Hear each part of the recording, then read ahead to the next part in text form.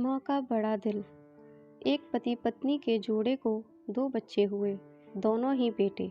माँ बाप ने इन दोनों ही बच्चों को खूब प्यार से पाला पोसा, पढ़ाया लिखाया, बड़ा किया और इस काबिल बनाया कि यह अच्छी नौकरी कर सके, समाज में अच्छा जीवन व्यतीत कर सकें। अपने बच्चों के लिए दिन रात कड़ी मेहनत करके एक बंगले जैसा 2 मंजिला घर बनाकर दिया, ताकि दोनों बेटे शादी के बाद भी एक साथ लेकिन अलग अलग कमरों में रह सकें, ताकि आगे चलकर कभी बंटवारे का विचार न आए और इनमें लड़ाई झगड़े ना हो। दोनों बेटों को अच्छी नौकरियां लग गईं, दोनों की ही शादी हो गई। बड़ा बेटा जो घर के पहले माले पर रहता था, उसको एक बच्चा भी हुआ।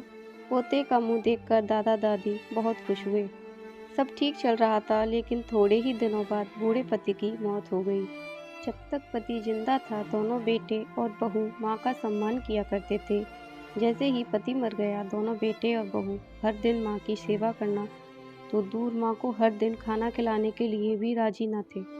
दोनों बेटे बहुओं ने मीटिंग की और तय किया कि माँ को खाना खिलाने की जिम्मेदारी बांट ली जाए, यानी कि 15 दिन बड़ा बेटा और 15 दिन छोटा बेटा माँ के खाने की जिम्मेदारी लेगा। इन बेटों को बिना दिन रात देखे, भूख न होते हुए भी मनचाहा खाना हमेशा खिलाने के लिए जो माँ तैयार रहती थी, अब उसी माँ को बेटों के यहाँ पर दिनों के हिसाब से खाना दिया जाता था। माँ का दिल बड़ा था। माँ को इस बात की खुशी थी कि वह जैसे भी हो अपने बेटों के साथ रह रही है, और इसी खुशी के कारण बेटों के द्वारा दी गई रूखी सूखी भी उसे किसी पकवान से कम न लगती। लेकिन दुर्भाग्य की बात तब हो जाती जब किसी महीने में 31 दिन आ जाते और उस एक दिन माँ को भूखा ही रहना पड़ता। एक बार जब बड़े बेटे के यहाँ 15 दिनों तक खाना खाने की बारी चल रही थी, तब बड़ा बेटा अपनी बीवी और बच्चे के साथ कहीं बाहर किसी फंक्शन में जा रहा था। बड़े बहू ने माँ से कहा, माँ जी आज खाना नहीं बनाया है, हम बाहर जा रहे हैं, वहीं खाएंगे, आप अपने लिए कुछ पका लेना और खा लेना। बूढ़ी माँ ने कहा, लेकिन बेटा मुझे तो गैस चलाना नहीं आता। बहू ने कहा, तो फिर ऐसा कीजिए कि पास वाले मंदिर में भंडारा लगता है, आप वहीं पर जाकर खाना खा लीजिए, तो आपको गैस चलाने की ज़रूरत नहीं पड़ेगी।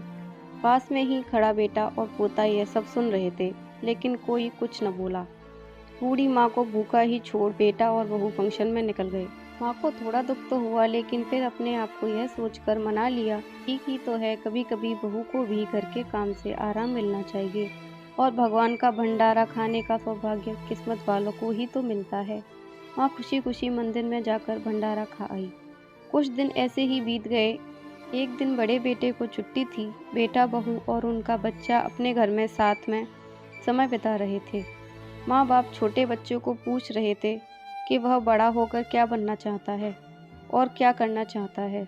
छोटे बच्चे ने बड़ी ही सरल भाव से माँ बाप को उत्तर देते हुए कहा, वह बड़े होकर वकील बनना चाहता है।